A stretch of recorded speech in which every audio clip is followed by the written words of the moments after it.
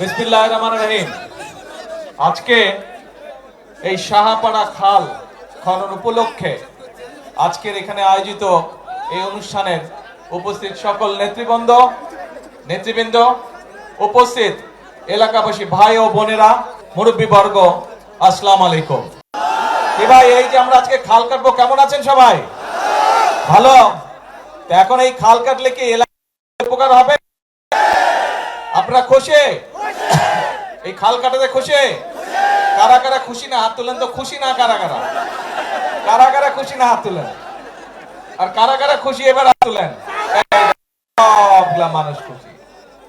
আমরা যারা বিএনপি করে, আমরা এমন একটি দল করে যেই দলের কাজ হচ্ছে সেই কাজগুলো করা, যেই কাজগুলো করলে মানুষের উপকার হবে। এই খালটা ইনশাল্লাহ আমরা সম্পূর্ণভাবে যখন কাজ শেষ করতে পারবো, সম্পূর্ণভাবে যখন কাজ শেষ করব, তখন কিন্তু প্রায় ৩১,০০০ কৃষক এখান থেকে পানি পাবে, এই খালের সুবিধা পাবে ৩১,০০০ কৃষক। এবং ১২০০ হেক্টর জমি এই খালে যে পানি থাকবে সেই পানির সেচ সুবিধার মধ্যে আসবে। ৩.৫ লক্ষ মানুষ এই খালের পানির সুবিধা পাবে। এই খালের পানি বিভিন্ন ভাবে তারা ব্যবহার করতে পারবে। এই এলাকার কৃষক ভাইরা, এই এলাকার কৃষানী বোনেরা, তারা যে ফসল উৎপাদন করবে, এখন যেই ফসল উৎপাদন হচ্ছে তার থেকে প্রায় ৬০,০০০ মেট্রিক টন বেশি ইনশাল্লাহ ফসল উৎপাদিত হবে। খাল থাকলে, খালে পানি থাকলে কি কি উপকার হয় প্রত্যেকটি মানুষ আপনারা বুঝেন। আজ এই খাল খাটাটা কেন জরুরি? সমগ্র বাংলাদেশে আজকে যেই খালগুলো আগে ছিল প্রায় সকল খাল ভরাট হয়ে গেছে। আমি এখানে আসার পথে আমি বিভিন্ন জায়গায় দেখলাম নদীর পর্যন্ত ভরাট হয়ে গেছে। নদীর মধ্যে কিছু চাষবাসের কাজ হচ্ছে। বহু খাল, ওই যে ছোট ছোট কালভার ব্রিজ যখন পার হয়ে আসলাম, দেখলাম যে অনেকগুলো খাল প্রায় ভরাট হয়ে গিয়েছে।